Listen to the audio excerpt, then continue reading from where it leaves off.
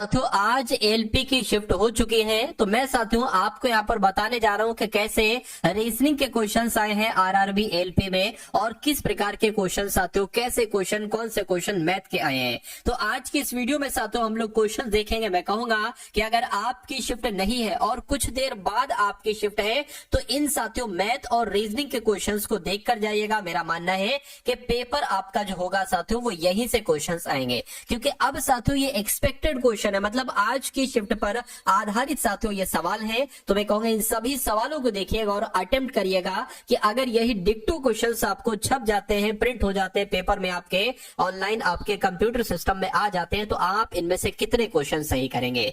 तो पहला सवाल आपकी स्क्रीन पर है, करे कि यदि किसी विशिष्ट कोड भाषा में LEMO को साथियों क्या लिखा जा सकता है, ELMNO लिखा जा सकता है, तो आपको बताना है CLUSTR को क्या लिखा जाएगा। देखिए जब मैंने यहाँ पर पहली नजर साथियों देखा तो मुझे ऐसा लगा कि जो लेटर्स यहाँ पर हैं डिक्टो वही लेटर साथियों यहाँ पर है, बस इनका क्रम चेंज किया गया है। तो साथियों इनका क्रम जो चेंज किया गया वो साथियों किस प्रकार चेंज किया है साथियों ये मैं आपको बताना चाहता हूँ। देखिए इसमें आरोही क्रम लगा है। कौन सा क्रम साथियों? इसमें आरोही क्रम लगा है। जैसे सबसे पहले इसमें क्या आता है, E आता है ना, तो ये E लिख दिया। उसके बाद L आता है तो L लिख दिया। उसके बाद M आता है तो M लिख दिया। उसके बाद N आता है तो N लिख दिया। उसके बाद O आता है तो O लिख दिया। अब आप बहुत आराम से यहाँ पर बता सकते हैं कि इसका साथियों क्रम क्या होगा। बताइए, देखिए इन लेटर्स में से अल्फाबेट्स में सबसे पहले साथियों क्या आता है? मैं कहूंगा C आता है, तो मैंने C लिख लिया। उसके बाद साथियों E आता है तो यहां पर मैंने क्या लिख लिया साथियों, E लिख लिया। उसके बाद यहां पर L आता है तो यहां पर मैंने L लिख लिया। और उसके बाद साथियों यहां पर R आ जाएगा और साथियों फिर S आ जाएगा, फिर T आ जाएगा, फिर U आ जाएगा। तो ऐसा कहां पर ऑप्शन लिखा हुआ? मैं कहूंगा ऐसा ऑप्शन नंबर C में लिखा हुआ है। तो जिनका आंसर, जो लोग यहाँ पर ऑप्शन नंबर C के साथ है, मैं कहूंगा आंसर आपका बिल्कुल करेक्ट है भाई, बहुत बढ़िया, वेरी गुड क्लास। अगला सवाल देखिए साथियों, यहां पर अगर मैं आपको बता दूं, देखिए आरआरबी एलपी का आपका साथियों जो पेपर है 2024 में, इसको अगर आपको क्रैक करना है तो मैंने आपके लिए जस्ट एग्जाम से पहले साथियों जो पीडीएफ बनवाई है, मैं कहूंगा साथियों इन सभी क्वेश्चंस को आप लोग लगाइएगा। देखिए और इन जो पीडीएफ मैं आपको देने जा रहा हूं इसमें से तकरीबन आपका 60 से 65% पेपर फंसेगा। पहली पीडीएफ आपको साथियों जो दी जाएगी वो दी जाएगी साथियों 555 क्वेश्चंस की, यानी कि ये सभी के सभी 555 क्वेश्चन विज्ञान के होंगे और वन लाइनर टाइप के होंगे। क्या? यानी कि एक क्वेश्चन है, ठीक है, और जस्ट उसके सामने उसका आंसर। ऐसे विज्ञान के क्वेश्चन पढ़कर जाइएगा। उसके अलावा साथियों दूसरी आपको जो पीडीएफ दी जाएगी वो दी जाएगी साथियों 10 मॉडल पेपर की। मैं कहूंगा अगर आपके एग्जाम में जितने भी घंटे बचे हैं, जितने आपसे मॉडल पेपर सरसरी निगाहों से अगर आप लगा सकते हैं तो इनको लगाकर चले जाइएगा। इसमें साथियों रीजनिंग है और उसके अलावा मैथ है और उसके अलावा साथियों जीएस है, ठीक है ना। ये सारी चीजें सॉल्यूशन के साथ सारी चीजें हैं। जस्ट क्वेश्चन होगा और ऑप्शन होंगे और उसके नीचे ही उसका साथियों सॉल्यूशन होगा। उसके अलावा साथियों तीसरी आपको जो पीडीएफ दी जा रही है वो करंट अफेयर की, क्योंकि साथियों 10 क्वेश्चन आपके पूछे जा रहे हैं करंट अफेयर के। तो जैसे आपका साथियों पेपर है वैसे ही समझ लीजिए पीडीएफ है। तो मैं कहूंगा इन सभी पीडीएफ को अगर आप लगा लेंगे, सरसरी निगाहों से देखकर चले जाएंगे, तो मैं कहूंगा 60% पेपर आपका यहां से फंस जाएगा। तो ये तीनों पीडीएफ सिर्फ और सिर्फ आपको 45 रुपए में साथियों दी जा रही है, ठीक है ना।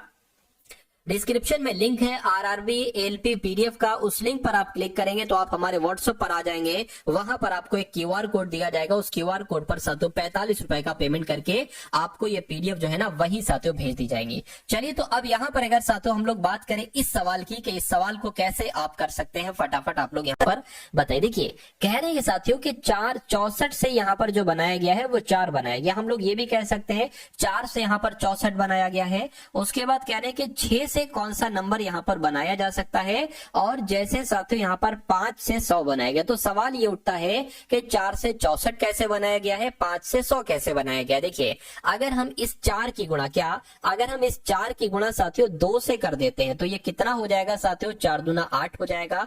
और इस 8 का स्क्वायर कर देते हैं तो हमें साथियों ये 64 नंबर मिल जाएगा। उसी प्रकार इस 5 की गुणा अगर हम साथियों 2 से कर देते हैं तो कितना आ जाएगा साथियों, 10 आ जाएगा। अगर हम इस 10 का स्क्वायर स्क्वायर कर दे तो साथियों 100 आ जाएगा, तो ये लिखा हुआ है। उसी प्रकार इस 6 की गुणा साथियों हम अगर 2 से करें तो कितना आ जाएगा, 12 आ जाएगा, और 12 का स्क्वायर कितना होता है, 144 होता है। तो मैं कहूंगा 144 कहां पर लिखा हुआ है, ऑप्शन नंबर ए में लिखा हुआ है। तो जिनका आंसर यहाँ पर ऑप्शन नंबर ए के साथ था, मैं कहूंगा आंसर आपका बिल्कुल करेक्ट है। अगला देखिए, कह रहे कि मधुमक्खी का संबंध जैसे भिनभिनाने से है, मुर्गियों का संबंध साथियों किससे होगा, फटाफट आप लोग यहाँ पर बताइए। देखिए आप सभी को साथियों मालूम होना चाहिए, आप सभी को मालूम होना चाहिए मधुमक्खियां भिनभिनाती हैं तो मुर्गियां क्या गरजती हैं, गरजती तो नहीं है, किकियाती हैं, किकियाती भी नहीं है, मैं कहूंगा कुटकुटाती हैं, कुट कुट कुट कुट कुट कुट करके मुर्गियां ही तो करती है, ऐसे ही तो साथियों होता है। तो कुल मिला के जिनका आंसर ऑप्शन नंबर सी के साथ है, मैं कहूंगा आंसर आपका बिल्कुल करेक्ट है। अगला सवाल आपके स्क्रीन पर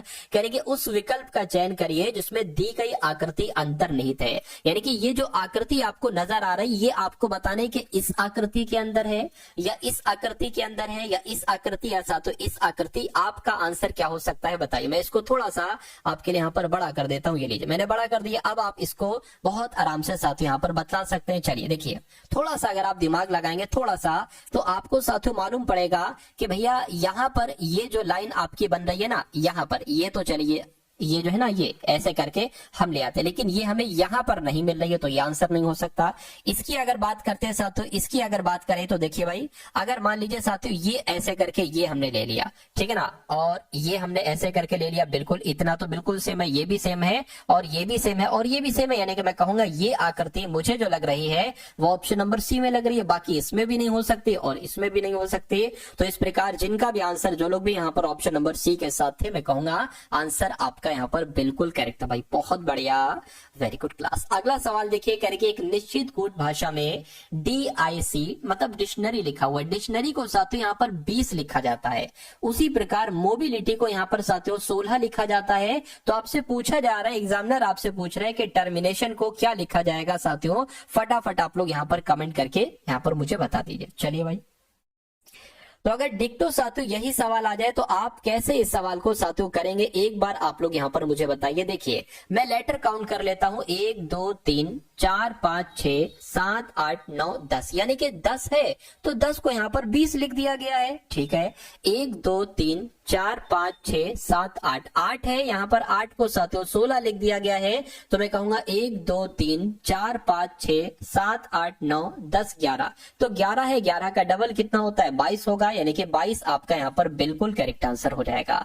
तो साथियों एग्जामिनर जो है ना LP के पेपर में आसान क्वेश्चंस भी पूछ रहा है और थोड़े कठिन क्वेश्चंस भी पूछ रहा है, ठीक है ना। तो आप साथियों अगर चैनल पर नए हैं तो मैं कहूंगा चैनल को सब्सक्राइब करके बेल आइकन पर क्लिक कर लीजिए, क्योंकि अभी आपका साथियों टेक्नीशियन का भी पेपर होगा, RRB टेक्नीशियन का भी पेपर होगा साथियों, उसकी तैयारी भी आपको इस चैनल के माध्यम से करवाई जाएगी। तो और साथियों एनालिसिस देखने के लिए चैनल को सब्सक्राइब कर लीजिए, और अगर वीडियो को आपने अभी तक लाइक नहीं किया तो मैं रिक्वेस्ट करता हूं साथियों वीडियो को आप लोग लाइक कर दीजिए और इस सवाल को देखिए और बता दीजिए राइट आंसर क्या होगा। करके किसी विशिष्ट कूट भाषा में RAJU को WFOZ लिखा जाता है और उसी प्रकार उसी लॉजिक के अनुसार, उसी रूल के अनुसार SITA को XNYF लिखा जाता है। तो आपको बताने कि MONU को साथियों क्या लिखा जाएगा, मुझे बताइए। देखिए थोड़ा अगर हम यहाँ पर ध्यान दें, इन चीजों पर साथियों अगर हम ध्यान दें, हमको प्लेस वैल्यू मालूम होना चाहिए, जैसे कि R 18 पर होता है, A 1 पर होता है, J 10 पर होता है, U 21 पर होता है, W की बात करें तो 23 पर होता है, F 6 पर होता है, O 15 पर होता है, Z 26 पर होता है। तो ये 18 से साथियों 23 हुआ है, मैं कहूंगा कितना बड़ा है, 5 बड़ा है। ये 1 से 6 हुआ है, मैं कहूंगा साथियों फिर 5 बड़ा है। ये 10 से 15 हुआ है, फिर 5 बड़ा है, और 21 से 26 हुआ है, फिर 5 बड़ा है।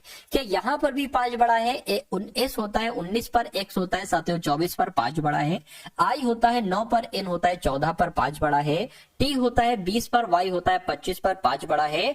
A होता है 1 पर, F होता है 6 पर, यानी कि 5 बड़ा है। तो मैं कहूंगा अब इसकी अगर बात करें कि MONU से कौन सा ऑप्शन बनेगा, तो M 13 पर होता है। इसमें 13 में जब 5 बढ़ाओगे तो साथियों R आ जाएगा। R आपका कहां पर है? यहां पर है, और सिर्फ यहां पर है, तो मैं कहूंगा यही आपका राइट आंसर है। MO होता है 15 पर, T होता है 20 पर, N होता है 14 पर, S होता है 19 पर, U होता है 21 पर, Z होता है 26 पर। तो 5 5 5 बढ़ाया, मैं कहूंगा आंसर हमें मिल चुका है, जिनका आंसर ऑप्शन नंबर डी के साथ है। आंसर आपका बिल्कुल करेक्ट है भाई, बहुत बढ़िया, वेरी गुड क्लास। और एक ऐसा भी सवाल साथियों आपसे पूछा जा रहा है, इसको भी बहुत अच्छे से आप लोग यहाँ पर देख लीजिए। ऐसा सवाल आपको देखने को मिलेगा, कहने के वेन आरेख में त्रिभुज लंबे व्यक्तियों का निरूपण करता है। त्रिभुज कहां पर है? त्रिभुज साथियों ये है, यानी कि ये लंबे व्यक्तियों के बारे में बता रहा है, यानी कि त्रिभुज में जो लोग भी हैं, मुझे दिख रहा है ई है, एफ है, सी है, डी है, जी है, ये सब लंबे व्यक्ति हैं। कहने के जो वृत्त है ना, वृत्त ये काली आंखों वाले व्यक्तियों का निरूपण करता है। वृत्त की अगर बात करें, ये वृत्त है, ये काली आंखों वाले, क्या साथियों? काली आंखों, सिर्फ लिख देते हैं, समझ आना आप, काली आंखों वाले व्यक्तियों का निरूपण करता है।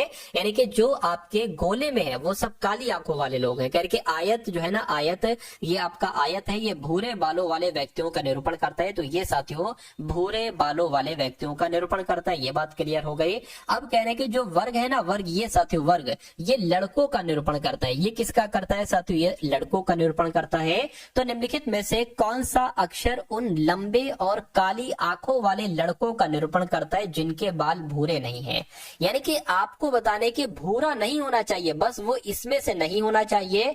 कह रहा है ना कि भूरा नहीं होना चाहिए, भूरे बालों वाला, भूरा बालों वाला, ठीक, अच्छा, बाल भूरे नहीं होना चाहिए, मतलब भूरे बालों वाला इसमें से साथियों नहीं होना चाहिए। बाकी वो फिर लड़का भी हो, लंबा व्यक्ति भी हो और काली आंखों वाला व्यक्ति भी हो। तो मैं कहूंगा ऐसा मुझे कहां पर दिख रहा है? देखिए सी की अगर बात करें, ये सी है। सी साथियों ट्रायंगल में भी है, यानी कि लंबा व्यक्ति भी है। सी आपका इसमें भी है साथियों, क्या अगर बात करते हैं ना, ट्रायंगल में भी है, वृत्त में भी है और वर्ग में भी है। तो मैं कहूंगा सी आपका यहाँ पर बिल्कुल सही जवाब हो जाएगा। यानी कि सी एक ऐसा अक्षर है जो लंबे और काली आंखों वाले लड़कों का निरूपण करता है और वो भूरी बालों वाला भी नहीं है। तो जिनका आंसर ऑप्शन नंबर सी के साथ है, मैं कहूंगा आंसर आपका यहाँ पर बिल्कुल करेक्ट हो जाता है भाई, बहुत बढ़िया, वेरी गुड क्लास। चलिए साथियों, अब उसके बाद देखिए अगला सवाल आपकी स्क्रीन पर, देखिए सवाल को साथियों और फटाफट मुझे यहाँ पर आप लोग बता दीजिए कि आपका राइट आंसर क्या होगा। साथियों वीडियो को अगर लाइक नहीं किया तो रिक्वेस्ट करता हूं साथियों, वीडियो को आप लोग लाइक कर दीजिए। अब यहाँ पर अगर बात करें, कह रहे के 5 सहेलियां हैं, भूमिका, राशि, श्वेता, विभा, अरुणिमा, पूर्व अरुणिमा, पूर्व दिशा, अच्छा, यहां तक हो गई 1 2 3 4 5 हो गई सहेलियां। कह रहे कि पूर्व दिशा की ओर अभिमुख होकर एक पंक्ति में बैठी हैं। तो अगर हम बात करते हैं साथियों पूर्व दिशा की ओर, यानी कि ये एक पंक्ति है, क्या अगर बात करते हैं साथियों, ये एक पंक्ति हो गई और यहाँ पर 5 सहेलियां बैठी हुई है, किस तरफ मुंह करके? ये साथियों पूर्व की तरफ मुंह करके, पूर्व की तरफ मुंह करके। यानी कि ये 1 सहेली, ये 2 सहेली, ये तीसरी सहेली, ये चौथी सहेली, ये 5वीं सहेली। चलिए उसके बाद साथियों कह रहे भूमिका विभा और श्वेता के बीच में बैठी है। चलिए कहने के राशि श्वेता के बाईं और दूसरे स्थान पर बैठी है।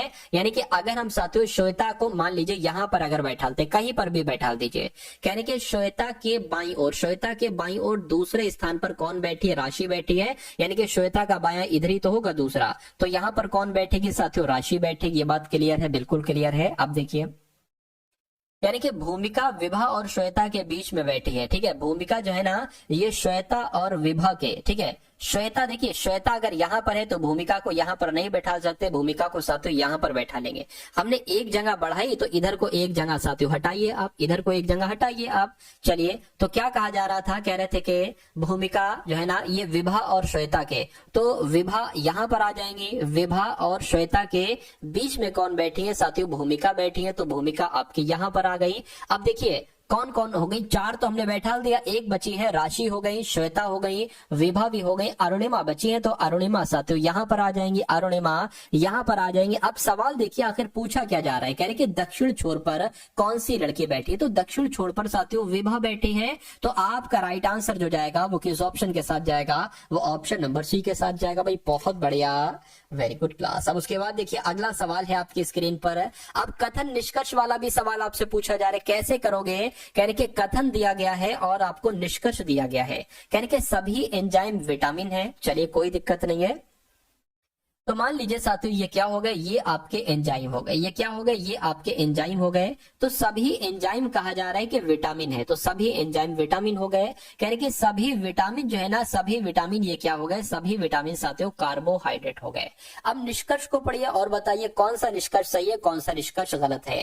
कहने कि सभी एंजाइम कार्बोहाइड्रेट है, बिल्कुल साथियों सभी एंजाइम कार्बोहाइड्रेट है, ये बिल्कुल सही हो जाएगा। अगर आपसे कहा जाता कि कुछ एंजाइम कार्बोहाइड्रेट है तब भी आपका सही होता, क्योंकि जब सभी एंजाइम कार्बोहाइड्रेट हैं तो कुछ एंजाइम भी कार्बोहाइड्रेट हो जाएंगे। कह रहे कि कोई भी एंजाइम कार्बोहाइड्रेट नहीं है। देखिए यहां पर अगर बात करें पहला, इसलिए ये गलत हो जाएगा क्योंकि कथन आपके दोनों पॉजिटिव में है, लेकिन अगर निष्कर्ष नेगेटिव में आ जाएगा तो वो गलत हो जाता है। और यहां पर अगर बात करें बताया गया है कि सभी एंजाइम विटामिन है और सभी विटामिन कार्बोहाइड्रेट हैं, तो ये साथियों कुल मिला के गलत ही हो जाएगा, यानी कि केवल निष्कर्ष आपका एक सही होगा। और ऐसा कहां पर लिखा हुआ है, ऐसा आपका ऑप्शन नंबर ए में लिखा हुआ है। उसके बाद देखिए साथियों नेक्स्ट नंबर का सवाल है आपकी स्क्रीन पर, देखिए और फटाफट बताइए राइट आंसर आपका यहां पर क्या होगा। कहने के 5 विषय में अमित के प्राप्तांकों का औसत 72 है, यानी कि 5 विषय हैं और 5 विषयों में जो उसको औसत अंक मिले हैं वो साथियों 72 मिले हैं। अगर मैं आपसे पूछूं कि 5 विषयों में उसका कुल योग कितना है नंबर्स का, तो 5 की गुणा आपको 72 से कराना है। 5 दूना 10 हो गया और 7 पंजे 35 और 1 36 होगा, यानी कि 5 विषयों में उसको कुल मिला के 360 अंक प्राप्त हुए हैं। ठीक है, उसके बाद देखिए कह रहे कि इन विषयों की अगर बात करें, इन विषयों में से 3 विषयों के प्राप्तांकों का औसत 70 है, यानी कि इन 5 विषयों में से अगर 3 विषयों की हम बात करें तो 3 विषयों में उसको साथियों औसतन 70 अंक मिले हैं। तो अगर मैं आपसे पूछूं कि इन 3 विषयों का योग कितना है, तो 7 या 21 यानी कि 210 नंबर इनको मिले हैं। तो कह रहे कि शेष विषयों के प्राप्तांकों का औसत क्या होगा। शेष विषय कितने बचे, अरे भाई 5 इधर हो गए 3 इधर हो गए, तो शेष विषय 2 ही तो बचे, 2 ही तो शेष विषय बचे। तो मैं कहूंगा अगर हम इन दोनों को डिफरेंस करा दें, अंतर करा दें, तो हमें 2 विषयों का योगफल मालूम पड़ जाएगा। तो 360 में से अगर हम साथियों 210 को घटाएं तो हमें 2 विषयों के बारे में पता चल जाएगा, यानी कि 150 है, 150 2 विषयों में साथियों नंबर मिले। तो अगर इनको कैलकुलेट करते हैं तो 75 जो आएगा साथियों ये शेष विषयों का, यानी कि 2 विषयों का औसत आ जाएगा, यानी कि 75 आपका यहाँ पर बिल्कुल करेक्ट आंसर हो जाता है। भाई बहुत बढ़िया, वेरी गुड क्लास। उसके बाद देखिए अगले नंबर का साथियों सवाल आपकी स्क्रीन पर है। कह रहे हैं साथियों यहाँ पर ए बी सी किसी काम को 5 दिन 6 दिन 8 दिन में करते हैं, यानी कि कहने का मतलब ये है कि ए किसी काम को 5 दिन में करता है, बी उसी काम को साथियों 6 दिन में करता है, सी की अगर बात करें उसी काम को 8 दिन में करता है। साथियों आप यहाँ पर देख रहे हैं कि कैसे सवाल आपके पूछे जा रहे हैं, और अब आपकी आगामी जो शिफ्ट है, आपकी आने वाली शिफ्ट में मैथ के किस टाइप के क्वेश्चन पूछे जाएंगे ये आप लोग साथियों देखेंगे। तो मैं कहूंगा इस चैनल पर अगर आप लोग नए हैं तो चैनल को सब्सक्राइब करके बेल आइकन पर साथियों क्लिक कर लीजिए, आपको बहुत फायदा होगा साथियों इस चैनल से। मैं कहूंगा अगर आपने जो पढ़ाया, जो हमने आपको पढ़ाया वो कंटेंट अगर आपने पढ़ लिया तो एग्जाम आपका साथियों बहुत आराम से क्रैक हो जाएगा। देखिए कह रहे साथियों यदि वे एक साथ काम करते हैं, कार के लिए उनको 2950 रुपए साथियों प्राप्त होते हैं, तो बी को कितने रुपए प्राप्त होंगे ये आपको बताने, यानी कि 2950 रुपए तीनों को अगर मिले तो बी को कितने रुपए मिले ये आपको कहने का मतलब है। देखिए ए 5 दिन में कार करता है, बी उसी काम को 6 दिन में करता है, सी उसी काम को 8 दिन में करता है। हम अगला काम क्या करते हैं, हम काम ये करते हैं एक ऐसा नंबर यहां पर लेते हैं जो 5 से भी कटे, 6 से भी कटे, 8 से भी कटे, तो आपको बताना है वो कौन सा नंबर है। ठीक है ना साथियों, वो कौन सा नंबर, देखिए इसके लिए हम साथियों एलसीएम निकालते हैं 5 6 8 का। तो 2 से कट करेंगे 5 आ जाएगा, 3 आ जाएगा, 4 आ जाएगा। ठीक है, 2 से कट करेंगे साथियों 5 आ जाएगा, 3 आ जाएगा, 2 आ जाएगा, फिर एक बार 2 से कट करना होगा, फिर एक बार साथियों 3 से कट करना होगा, फिर एक बार इसको 5 से कट करना होगा। तो मैं कहूंगा 2 दूना 4, 4 दूना 8, ठीक है 8 तिया 24 और 24 पंजे 120 होता है। तो मैं कहूंगा कि यहाँ पर 120 आ जाएगा। अब 120 पता क्या है, 120 साथियों पता क्या है, 120 है टोटल काम। क्या 120 है टोटल काम, जिस टोटल काम को ए बी सी साथियों करते हैं। तो कह रहे हैं साथियों अगर ए की अगर बात करें टोटल काम 120 है और ए इसको साथियों कितने 5 दिन में मतलब करता है, तो ए 1 दिन में कितना काम करेगा, तो इसको भाग दो जरा। ठीक है, तो कितनी बार में आएगा, मैं कहूंगा साथियों 5 दूना 10 हो जाएगा आपका, 2 जाएगा, 5 चौक आपका 20 हो जाएगा। 6 की बात करें तो टोटल काम अगर 120 है तो बी 1 दिन में बी 6 दिन में इस काम को करता है तो एक दिन में कितना काम करेगा, 6 दूना 12, 0 हो गया। 8 की अगर बात करें तो 8 एकम 8, 4 जाएगा 40, 8 पंजे 40। कहने का मतलब ये है कि ए एक दिन में, ठीक है ना, 24 काम करता है, बी एक दिन में 20 काम करता है, सी एक दिन में 15 काम करता है, और टोटल काम है साथियों 120। तो अगर मैं आपसे कहूं कि अगर ये तीनों इतना इतना काम करते हैं तो इन तीनों का एक दिन का काम कितना हो पाएगा, तो मैं इनको जोड़ लेता हूं। 4 और 5 साथियों 9 हो जाएगा, 4 4 5, 4 2 2 4 हो जाएगा और 1 5 हो जाएगा। ठीक है ना, इतनी बात साथियों क्लियर है? ये बिल्कुल क्लियर है। चलिए भाई, अब यहां पर अगर बात करें साथियों 24 20 24, ठीक है ना, 24 20 15 आपके पास यहां पर आ चुका है और इसका योग कितना होता है साथियों, 59 होता है। तो अब अगर बात करें साथियों 59 की, अगर यहां पर अगर बात करें हम लोग, देखिए टोटल काम साथियों 59 हो गया। अब देखिए रुपए कितने मिलते हैं, रुपए साथियों इनको मिलते हैं 2950 रुपए। तो 2950 रुपए ये तो टोटल मिले हैं। अब हम यहाँ पर साथियों मालूम कर रहे हैं कि बी को कितनी राशि मिलेगी। बी को साथियों 20 काम करता है ना, तो इसकी गुणा साथियों यहाँ पर 20 से हो जाएगी और भाग आपको देना है टोटल जितना साथियों, जितने एक तरीके से काम हो रहा है, तो 59 से आपको भाग देना है। तो अब अगर बात करें 59 की भाग साथियों, जब आप 295 या 0 प्लस करके बढ़ाओगे तो मैं कहूंगा कितना आ जाएगा। मैं एक बार साथियों देख लेता हूं, यहाँ पर अगर 59 को कट करते तो 5 बार में कट हो जाएगा, यानी कि यहाँ पर 50 आ जाएगा। तो 50 गुणा 20 कितना हो जाएगा, मैं कहूंगा 1000 साथियों हो जाएगा। यानी कि बी को कितनी धनराशि मिलेगी साथियों, 1000 धनराशि मिलेगी। ये आपका बिल्कुल करेक्ट आंसर हो जाता है भाई, बहुत बढ़िया, वेरी गुड क्लास। अब उसके बाद देखिए नेक्स्ट नंबर का साथियों सवाल है, आपकी स्क्रीन पर देखिए सवाल को और बताइए राइट आंसर क्या होगा। कहने साथियों एक मिश्रण में एल्कोहल और जल है, इसका अनुपात 3:4 है। इसमें 8 लीटर पानी मिलाया जाता है और एल्कोहल और जल का अनुपात 5:8 हो जाता है। तो मिश्रण की मूल मात्रा कितनी है, ये आपसे पूछा जा रहा है। मूल मात्रा की अगर बात करें तो 3 है, ये 4 है, यानी कि साथियों टोटल 7 हो गया। तो 7x की वैल्यू आपसे यहां पर पूछी जा रही है, यही तो होगा टोटल मिश्रण की मूल मात्रा। चलिए अब देखिए, ये हो गया आपका 3x और ये हो गया आपका 4x। ये भाई 3x 4x लिखा है ना, तो मिश्रण में एल्कोहल हो गया 3x और जल हो गया साथियों 4x। कह रहे कि 8 लीटर जल मिलाया जाता है। तो 8 लीटर जब इसमें जल मिलाया जाता है तो साथियों एल्कोहल और जल का अनुपात 5:8 हो जाता है, यानी कि 5/8 हो जाएगा। तो मिश्रण में मूल मात्रा बताइए, 7x की वैल्यू आपको बताना है। इसको कैलकुलेट करके x का मान निकालिए और फिर उसकी गुणा 7 से करा दीजिए, आपका आंसर आपको मिल जाएगा।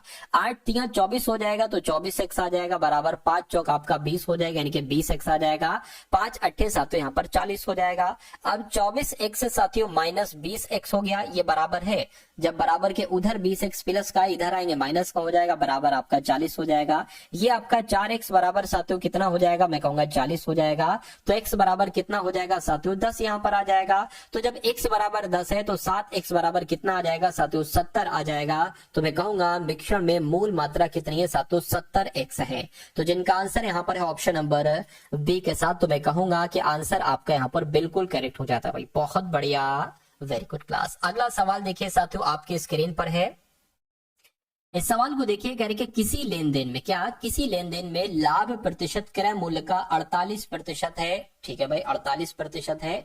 देखिए किसी लेन देन में लाभ प्रतिशत क्रय मूल्य का 48% है। मान लीजिए साथियों क्रय मूल्य की अगर बात करें, क्रय मूल्य कितना है, क्रय मूल्य साथियों मान लीजिए 100 है। क्रय मूल्य कितना है, 100 रुपए है। ठीक है, अब अगर बात करें लाभ यहाँ पर कितना बताया गया है, लाभ बताया गया है 48% है, यानी कि 48 रुपए लाभ हो रहा है। तो मैं कहूंगा उसका विक्रय मूल्य कितना हो जाएगा, यानी कि सेलिंग प्राइस कितनी हो जाएगी साथियों, 148 हो जाएगी। इतनी बात बिल्कुल क्लियर है, कोई दिक्कत नहीं है इसमें आपको। ठीक है, चलिए तो कहने के साथियों बाद में यदि क्रय मूल्य में 20% की वृद्धि हो जाती है, ठीक है ना, क्या क्रय मूल्य में साथियों 20% की वृद्धि हो जाती है। क्रय मूल्य आपका 100 है, इसमें 20% की वृद्धि होगी, यानी कि 120 हो जाएगा। ठीक है, और लेकिन विक्रय मूल्य पूर्वत ही रहता है, यानी कि विक्रय मूल्य जितना है ना, विक्रय मूल्य 148 ये इतना ही रहता है। तो लाभ बताइए। अरे भाई क्रय मूल्य अगर 120 है और विक्रय मूल्य 148 है, तो दोनों को घटाओगे, मैं कहूंगा साथियों कितना आ जाएगा, ये तो आपका साथियों 28 आ जाएगा। तो मैं कहूंगा 28 रुपए का फायदा हुआ है।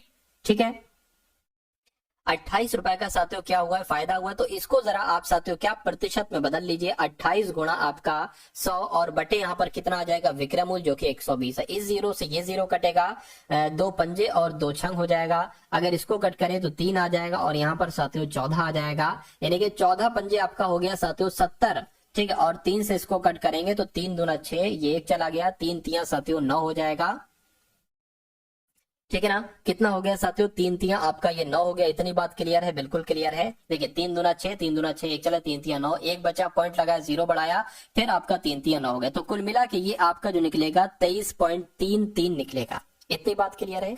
तो ये प्रतिशत लाभ हुआ। अब यहाँ पर पूछा क्या जा रहा था, तो लाभ प्रतिशत में कितनी कमी हो जाएगी, लाभ प्रतिशत में कितनी कमी हो जाए। अच्छा, पहले कितना लाभ हो रहा था, 100 रुपए क्रय मूल्य था, पहले तो ये 48% का लाभ हो रहा था। अब लाभ कितना हो रहा है साथियों, अब अगर बात करें लाभ की, अगर बात करें अब 23.33% हुआ है। तो मैं कहूंगा साथियों पहले वाले, क्योंकि लाभ में कमी पूछी जा रही ना, पहले 48 था, तो इनको जब आप साथियों यहाँ पर माइनस करोगे तो मैं आपको दिखा देता हूँ, एक सेकंड रुकिए।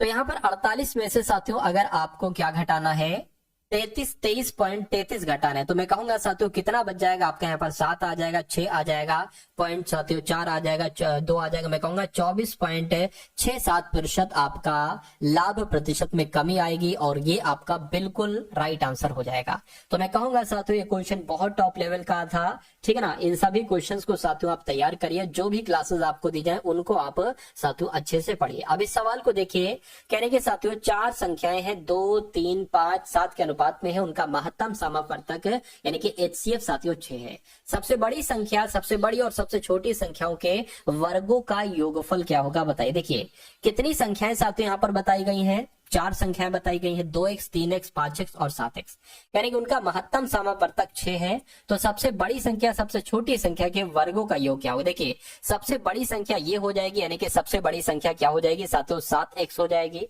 और सबसे छोटी संख्या, ठीक है, सबसे बड़ी संख्या सबसे छोटी संख्या ये हो जाएगी, सबसे छोटी संख्या 2x हो जाएगी। यानी कि दोनों के वर्ग कर दो, तो भैया हमने दोनों का ये वर्ग कर दिया और दोनों के वर्ग कराकर उनको जोड़ दो, उनको जोड़ दो। तो आपसे साथियों पूछा जा रहा है कि यहाँ पर आपका क्या हो सकता है, बताइए। देखिए 7x स्क्वायर है ना, तो ये 7 का स्क्वायर हो जाएगा 49 और x के ऊपर स्क्वायर ही रहेगा। 2 का स्क्वायर हो जाएगा साथियों 4 और x के ऊपर यही रहेगा। तो अगर मैं आपसे पूछूं कि 49x square plus 4x square कितना बन जाएगा, तो आप कहोगे 53x स्क्वायर बन जाएगा। मैं कहूंगा बिल्कुल साथियों 53x स्क्वायर ही साथियों यहाँ पर आपका बन जाएगा। चलिए अब यहां पर अगर बात करें साथियों, आपसे ये पूछा जा रहा है, यानी कि अब आपको अगर x की वैल्यू मालूम पड़ गई तो आप बहुत आराम से साथियों इस सवाल का जवाब यहां पर दे सकते हो। ठीक है ना, चलिए तो यहां पर अगर साथियों हम लोग बात करते हैं क्या अगर हम लोग यहां पर बात करें, अब यहाँ पर सवाल में आपको एक चीज दे रखी है, आपको दे रखा है महत्तम समावर्तक साथियों 6, ये संख्याएं हैं और HCF दे रखे हैं, तो यही साथियों x होगा। क्या होगा, यही सॉरी ये 6 बनाना चाहिए मुझे, तो यही साथियों आपका क्या हो जाएगा, x हो जाएगा। तो मैं कहूंगा साथियों 53 गुणा x स्क्वायर यानी कि 6 का स्क्वायर क्या हो जाएगा साथियों 36 हो जाएगा। कहने का मतलब है साथियों 53 की गुणा आपको 36 से कराना और आपका आंसर आपके सामने 6 3 18 आपका हो गया, 6 पंजे 30 और साथियों 31 हो गया। यहाँ पर 3 3 आपका 9 हो गया, 3 पंजे आपका 15 हो गया। मैं कहूंगा इसको टोटल करेंगे तो 8 आ जाएगा, 10 आ जाएगा साथियों 9 और 1 यानी कि 1908 आ जाएगा। और 1908 कौन से ऑप्शन में है, तो ऑप्शन नंबर बी में है भाई। बहुत बढ़िया, वेरी गुड क्लास। चलिए साथियों उसके बाद देखते हैं नेक्स्ट नंबर का सवाल है आपके स्क्रीन पर। इस सवाल को देखिए साथियों और फटाफट मुझे आप लोग यहाँ पर बता दीजिए कि आपका राइट आंसर यहाँ पर क्या हो सकता है। कह रहे कि एक फुटकर विक्रेता को क्रय मूल्य पर 12% की छूट देने के बाद 18% का लाभ होता है।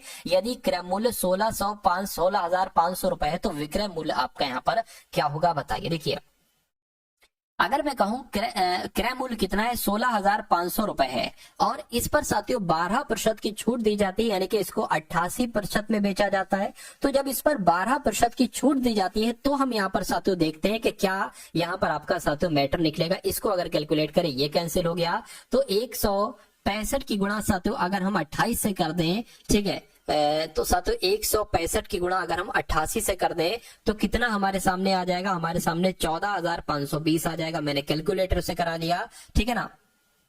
चलिए तो कितना आ गया 14,500 आ गया। ये हमारा क्रय मूल्य, जब क्रय मूल्य पर 12% की छूट दी जाती है।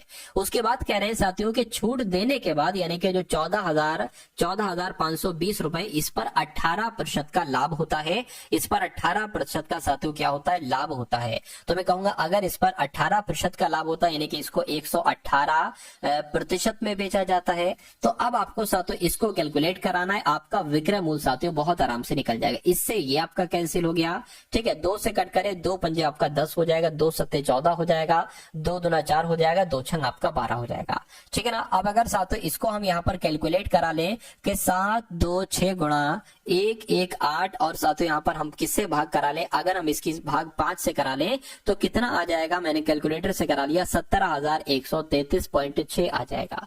और ऐसा कहां पर लिखा हुआ है 17,133.6 साथियों, ऐसा ऑप्शन नंबर बी में लिखा हुआ है। तो मैं कहूंगा कि जिनका आंसर यहां पर है ऑप्शन नंबर बी के साथ, तो बिल्कुल करेक्ट भाई, बहुत बढ़िया।